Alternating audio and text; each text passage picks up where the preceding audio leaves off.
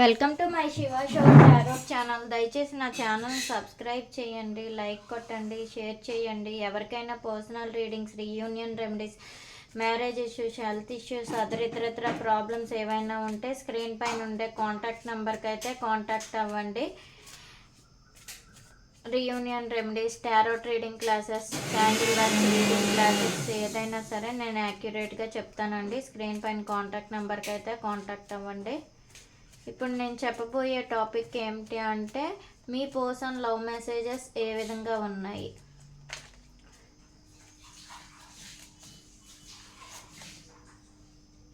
Over thinking, మీ గురించి ఓవర్గా think చేస్తున్నారండి. మీరు మేబీ మెసేజెస్ కానీ కాల్స్ కానీ తగ్గించడం వలన వాళ్ళు మీరు ఇగ్నోర్ చేస్తున్నారని చెప్పి వాళ్ళు ఏంటంటే అసలు ఈ రిలేషన్ ముందుకు వెళ్తుందా లేదా అని ఓవర్గా థింక్ చేస్తున్నారు. నిద్రలేని రాత్రులు గడుపుతున్నారు. మీ మీద నమ్మకం ఉండేటప్పటికి కూడా ఈ రిలేషన్ ఎలా ముందుకు తీసుకొని వెళ్ళాలి, అసలు ఈ రిలేషన్ని నేను తీసుకొని వెళ్ళగలనా లేదా, నాకు ఇంత వర్క్ బర్డెన్గా ఉంటుంది, బాధ్యతలు ఎక్కువగా ఉన్నాయి, నేనేం చెయ్యాలి, పరిస్థితులు ఎలా ముందుకు వెళ్తాయి, నాకు అర్థం కావట్లేదు అని ఆలోచిస్తున్నారు. గ్రాటిట్యూడ్, దేవుడికి దండం పెట్టుకుంటున్నారు, డివైన్కి విడిచిపెడుతున్నారు, డివైన్కి గ్రాటిట్యూడ్ చెప్పుకుంటున్నారు. ఈ రిలేషన్లో సక్సెస్ కావాలి అనుకుంటున్నారు, ఈ రిలేషన్ ముందుకు వెళ్ళాలి అని ఆలోచిస్తున్నారు. అందుకే దేవుడికి ఎక్కువగా టెంపుల్స్కి వెళ్ళడం, నెక్స్ట్ ఏంటంటే పూజలు చేసుకోవడం, ఇలాంటివన్నీ కూడా మీ పర్సన్ అనేవాళ్ళు చేస్తున్నారంట.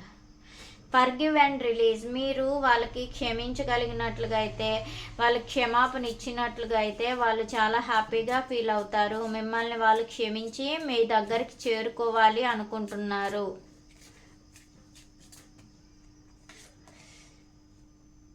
You are enough,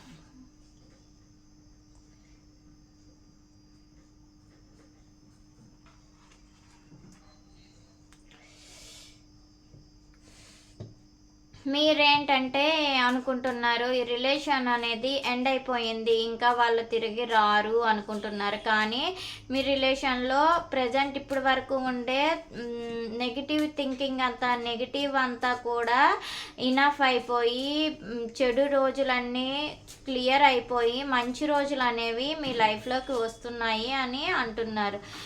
make the effort, మీరు ఎఫర్ట్ పెట్టండి. మీ రిలేషన్లో మీరు ఎఫర్ట్ పెడితే చాలా హ్యాపీగా ఉంటుంది.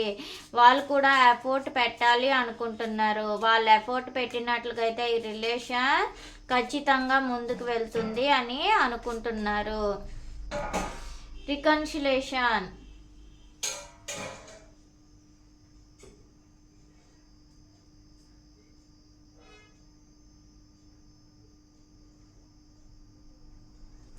మీ గతంలో ఉండే ఎవరైతే ఫ్రెండ్స్ ఉన్నారో, ఫ్యామిలీ మెంబర్స్ మీ గురించి ఎవరైతే నెగిటివ్గా మాట్లాడుకున్నారో వాళ్ళు ప్రజెంట్ సిచ్యువేషన్లో రీయూనియన్స్ అవుతున్నారు అని అయితే ఇక్కడ కనిపిస్తుంది.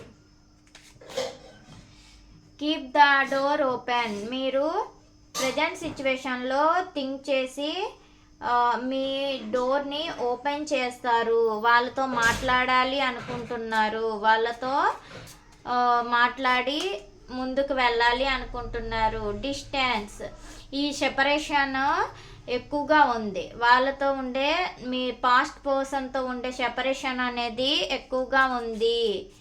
మీ పర్సన్ అనేవాళ్ళు సెపరేషన్ సిచ్యువేషన్లో ఉన్నారు. ప్రజెంట్ అయితే మీ ఇద్దరికి నో కాంటాక్ట్ సిచ్యువేషన్ అనేది ఉంది. అన్కండిషనల్ లవ్, కానీ మీ ఇద్దరి మధ్యలో ప్రేమ అనేది ఒకరి మీద ఒకరికి కాన్ఫిడెంట్, నమ్మకం ఉంది. ఒకరిని విడిచి ఒకరు ఉండలేనంత ప్రేమ ఉంది. కానీ ఇది ఏంటంటే కొన్ని సిచ్యువేషన్స్ అనేవి వాళ్ళకి అనుకూలంగా లేకపోవడం వల్ల, బాధ్యతల వలన ఈ రిలేషన్ అనేది బ్రేకప్, అంటే నో కాంటాక్ట్ సిచ్యువేషన్ అనేది వచ్చింది అని అయితే మీ పర్సన్ చెప్తున్నారు. రిలేషన్లో బ్యాలెన్సింగ్ ఖచ్చితంగా వస్తుందండి. మీ రిలేషన్ అనేది, మీ ఇద్దరి మధ్యలో ప్రేమ అనేది ఎక్కువగా ఉంది కాబట్టి మీ రిలేషన్లో బ్యాలెన్సింగ్ అనేది ఉంటుంది. ఇద్దరు కూడా బ్యాలెన్సింగ్ చేస్తారు. Over thinking. Universe gratitude gratitude gratitude. Over thinking, ఓవర్గా థింక్ చేస్తున్నారు, ఒంటరిగా ఉంటున్నారు, బాధ్యతల గురించి ఆలోచిస్తున్నారు, వర్క్ బర్డెన్స్ ఎక్కువగా ఉంటుంది, రీగ్రెట్ అవుతున్నారు, మీ రిలేషన్లో ముందుకు వెళ్ళాలి అనుకుంటున్నారు. గ్రాటిట్యూడ్. ఈ రిలేషన్లో నెగిటివ్ సిచ్యువేషన్స్ ఎక్కువగా కనిపిస్తున్నాయండి. థర్డ్ పార్టీ సిచ్యువేషన్ ఉంది కాబట్టే మీ ఇద్దరి మధ్యలో సెపరేషన్ అనేది వచ్చింది. అందు గురించే దేవుడికే ప్రార్థించుకుంటున్నారు.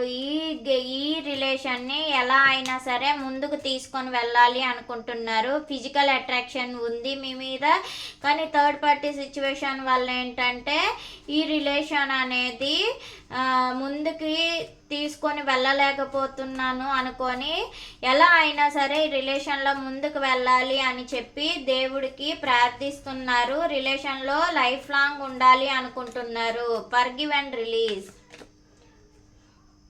నెక్స్ట్ యాక్షన్ తీసుకోవాలి. ఈ రిలేషన్లో నెక్స్ట్ యాక్షన్ తీసుకోవాలి. మీ దగ్గరికి వేగంగా రావాలి, మీ దగ్గర తరచుగా రావాలి, ట్రావెలింగ్ చేయాలి అని అనుకుంటున్నారు. యు ఆర్ ఇనఫ్ అని ఎందుకు వచ్చింది? వెయిటింగ్ చేస్తున్నారండి. మీరైతే మీ పర్సన్ గురించి చాలా వెయిట్ చేస్తున్నారు. మీ పర్సన్ నుంచి కాల్ గురించి మెసేజ్ కోసం అయితే మీ పర్సన్ నుంచి మీరు వెయిట్ చేస్తున్నారు. వీళ్ళు థర్డ్ పార్టీ సిచ్యువేషన్ వలన మిమ్మల్ని డిస్టెన్స్లో పెట్టారు.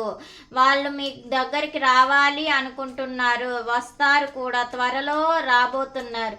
నెక్స్ట్ ఏంటంటే ఈ రిలేషన్లో ఎండ్ అయిపోయిందేమో అని మీరు అనుకుంటున్నారు, కానీ అయినా వెయిట్ చేస్తున్నారు. Make the effort. ఈ రిలేషన్లో వాళ్ళు ఎలా అయినా సరే అన్కండిషనల్గా లవ్ చేస్తున్నారు, బ్యాలెన్సింగ్ కావాలి అనుకుంటున్నారు. చాలా తెలివితేటలుగా తెలివైన వాళ్ళండి మీ పర్సన్స్ అనేవాళ్ళు. ఏంటంటే ఈ రిలేషన్లో ఎఫర్ట్ పెట్టి అయినా సరే చాలా తెలివిగా ఆలోచించి, వాళ్ళ దృష్టిలో మీరు కూడా చాలా తెలివైన వాళ్ళు. ఈ రిలేషన్లో ఎఫర్ట్ పెట్టి మిమ్మల్ని తన సొంతం చేసుకోవాలి అని అయితే మీ పర్సన్ రికన్సిలేషన్, రీబర్త్ చెయ్యాలి, ట్రాన్స్ఫర్మేషన్ జరగాలి, రీకన్సిలేషన్ చెయ్యాలి, రీయూనియన్ అవ్వాలి. ఈ రిలేషన్ అనేది ఎండ్ అవ్వకూడదు, రీబర్త్ అవ్వాలి అని అయితే మీ పర్సన్ ఆలోచిస్తున్నారు. Keep the door open. ఎమోషనల్గా మీతో న్యూ బిగినింగ్ చెయ్యాలి అనుకుంటున్నారు. డివైన్ కనెక్షన్ ఉంది. మీరు వాళ్ళ గురించి వెయిట్ చేస్తున్నారు అనుకుంటున్నారు. మీరు వాళ్ళ గురించి హార్ట్ఫుల్గా వాళ్ళని ఇన్వైట్ చేస్తారు, న్యూ బిగినింగ్ వాళ్ళతో చేస్తారు అని అయితే మీ పర్సన్ అనుకుంటున్నారు. డిస్టెన్స్.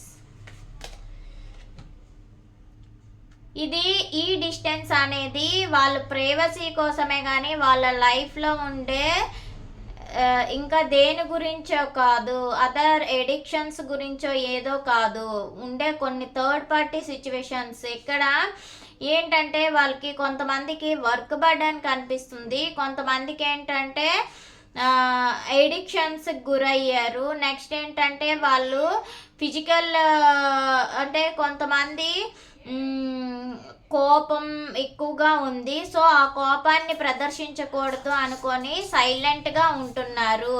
ఈ డిస్టెన్స్ అనేది ప్రైవసీ గురించే. మీరు వాళ్ళ కోపాన్ని ఎక్కడ తట్టుకోలేరో అని చెప్పి ఆ కోపాన్ని అణుచుకోవడానికి మీకు ప్రైవసీ గురించి మాత్రమే ఈ డిస్టెన్స్ పెడుతున్నాను అని అయితే చెప్తున్నారు. Unconditional love. పేషెన్స్గా ఉన్నారు, మిమ్మల్ని అయితే అన్కండిషనల్గా లవ్ చేస్తున్నారు, చాలా ఓపిక్గా మీ గురించి వెయిట్ చేస్తున్నారు, మీ మీద చాలా ప్రేమ ఉంది. బ్యాలెన్స్. రిలేషన్లో బ్యాలెన్సింగ్ తీసుకురావాలి, మీకు కమిట్మెంట్ ఇవ్వాలి, మిమ్మల్ని మ్యారేజ్ చేసుకోవాలి, రిలేషన్లో సక్సెస్ఫుల్ అయితే కోరుకుంటున్నారు. అందుకే ఈ ఓపికగా మీ గురించి అయితే వెయిట్ చేస్తున్నారు, అన్కండిషనల్గా లవ్ చేస్తున్నారు.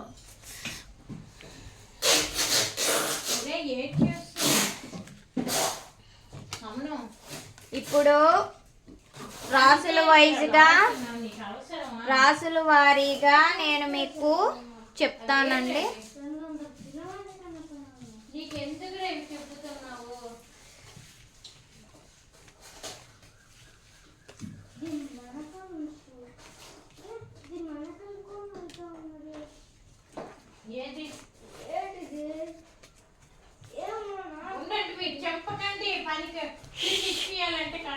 రాసుల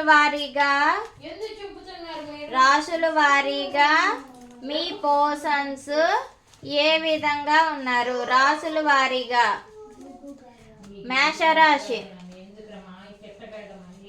మేషరాశి వాళ్ళు ఫైనాన్షియల్గా స్ట్రగుల్స్ అవుతున్నారు, వాళ్ళ ఎమోషన్స్ని హైడ్ చేసుకుంటున్నారు, అందుకే బాధపడుతున్నారు. కానీ నో కాంటాక్ట్ సిచ్యువేషన్లో మీకు ఉన్నారు ప్రజెంట్ సిచ్యువేషన్లో. వృషభ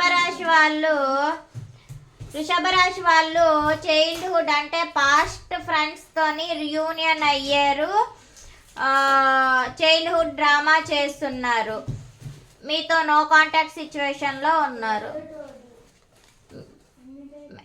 మిథున రాశి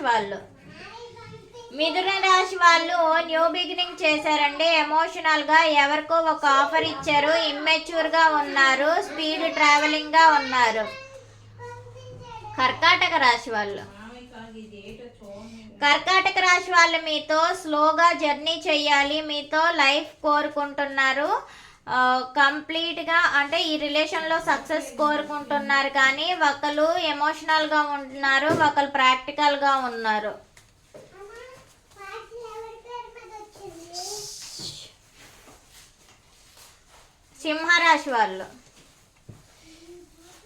సింహరాశి వాళ్ళు బ్యాలెన్సింగ్ కోరుకుంటున్నారు, ఫ్లర్టీ బిహేవియర్ చేస్తున్నారు.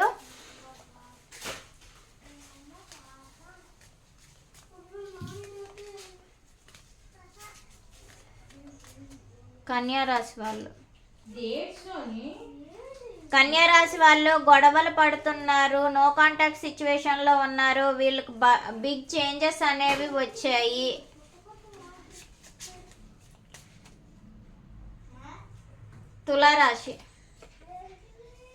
తులారాశి వాళ్ళు కన్ఫ్యూజన్స్లో ఉన్నారు, ఏది చూజ్ చేసుకోవాలో అర్థం కాని పరిస్థితుల్లో ఉన్నారు, ఏదో ఒక మాయలో ఉన్నారు. వృశ్చిక రాశి వాళ్ళు న్యాయం కోరుకుంటున్నారు, న్యాయం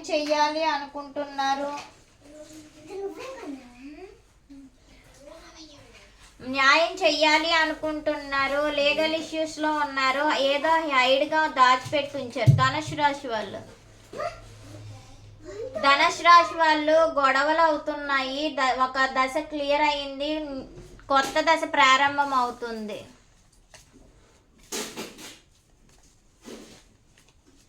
మకర రాశి వాళ్ళు గ్రౌండ్ లెవెల్గా ఆలోచిస్తున్నారు, డీప్ థింకింగ్లో ఉన్నారు, మనీ పరంగాను గ్రౌండ్ లెవెల్గా ఏ విధంగా ముందుకు వెళ్ళాలి అని ఆలోచిస్తున్నారు, బాధ్యతాయుతంగా ఉన్నారు.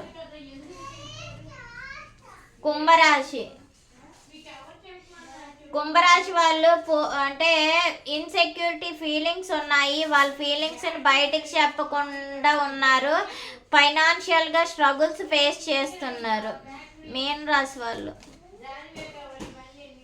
మీనరాశి వాళ్ళు సెపరేషన్ సిచ్యువేషన్లో ఉన్నారు, జెన్యూన్గానే ఉన్నారు, కానీ ఏదో ఒక థింకింగ్ చేస్తున్నారు, ఒంటరిగా ఉంటున్నారు.